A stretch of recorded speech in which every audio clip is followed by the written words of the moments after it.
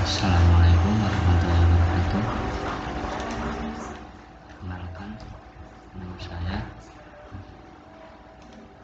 Muhammad Ridwan yang melalui 1080 kelas kedua. Saya mempresentasikan studi kerja saya yang bertema routing. Pengertian routing adalah sebuah alat yang mengirimkan paket data melalui sebuah jaringan atau internet menuju tujuannya melalui sebuah proses yang kemudian disebut sebagai routing. Proses routing terjadi pada lapisan 3 lapisan jaringan seperti mengenal protokol dari protokol tujuan stack protokol 7 lapis OXI. Bagian routing dibagi menjadi dua, yaitu routing langsung dan routing tidak langsung. Routing langsung seperti routing langsung proses pengiriman data dari satu alamat IP ke alamat IP lainnya tanpa melalui sebuah host. Contohnya, misal ada komputer A dengan alamat IP 192.168.1.40 ingin mengirimkan data ke komputer B dengan alamat IP 192.168.1.50, maka proses datanya bisa langsung dikirim. Sedangkan yang routing tidak langsung, proses pengiriman tidak langsung, data yang dikirim akan melalui sebuah host lain. Misalnya data yang dikirim oleh komputer IP 192.168.2 ke alamat IP 192.168.2.3 harus melewati alamat IP 192.168.2.4 terlebih dahulu sebelum disampaikan ke alamat IP 192.168.2.3. Jadi proses ini tidak bisa data langsung dikirim ke alamat tujuan, harus melewati host atau alamat IP lain. Jenis-jenis routing ada 3 jenis, yaitu routing default, routing static, dan routing dynamic.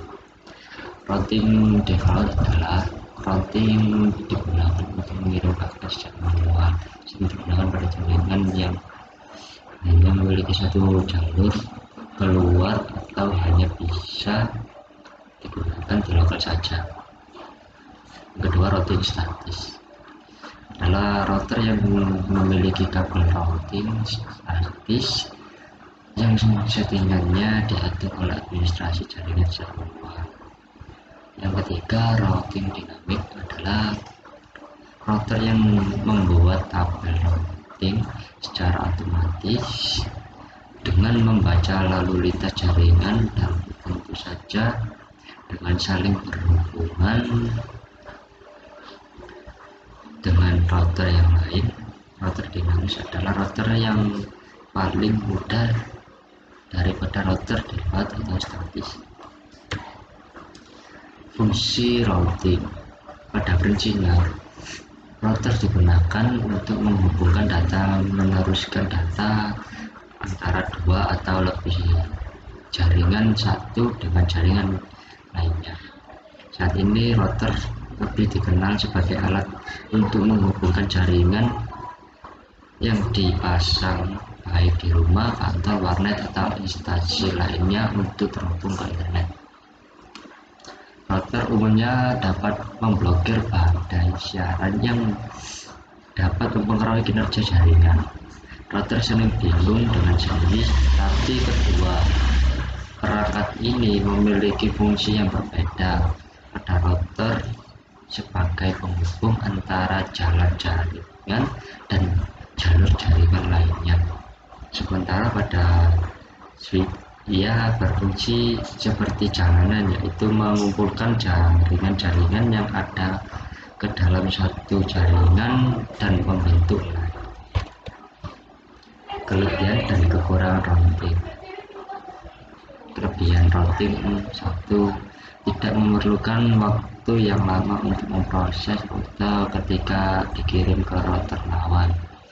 Kedua, tidak memaksa bandwidth pada router sehingga kinerja router tidak terganggu oleh ranting yang dilakukan. Yang ketiga, memfasilitasi penugasan jaringan dan memberikan lebih banyak keamanan karena perubahan status ini dibuat secara manual.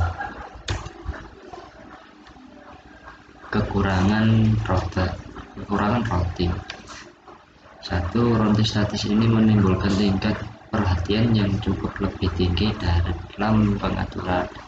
Kedua, jika ada pengguna atau perangkat baru, pengaturan tambahan akan diperlukan lagi secara manual. Sekian presentasi dari saya. Wassalamualaikum warahmatullahi wabarakatuh.